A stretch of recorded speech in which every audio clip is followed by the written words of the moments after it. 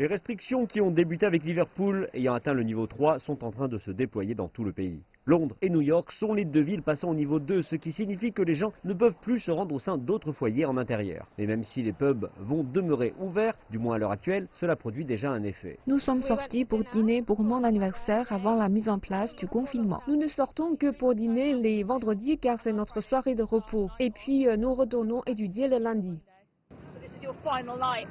Oui. Et les annulations se multiplient.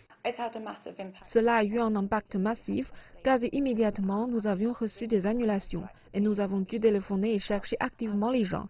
Pour nous, c'est l'équivalent de 3500 livres de recettes sur le prochain week-end.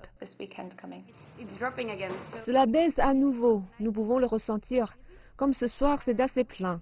Mais on peut le voir que demain, sur le plan des réservations, cela baisse déjà. Alors que les restrictions de niveau 2 atteignent Londres, il y a désormais des millions de personnes en Angleterre qui sont affectées par les nouvelles mesures. Londres compte 32 quartiers et quand il s'agit du coronavirus, ils ne sont aucunement égaux. En périphérie, les taux d'infection sont d'environ 70 à 80 pour 100 000 habitants, mais à quelques kilomètres au loin, ce chiffre passe au double. Il y a eu des discussions pour des mesures différentes dans différentes parties de la ville, mais à la fin, ce ne fut pas considéré comme pratique. Toute la carte montre que la population de ville franchit les frontières internes en permanence. À Manchester, les autorités locales résistent encore aux mesures de niveau bien plus strictes. Les gens estiment qu'il n'y a pas suffisamment de soutien mis en œuvre.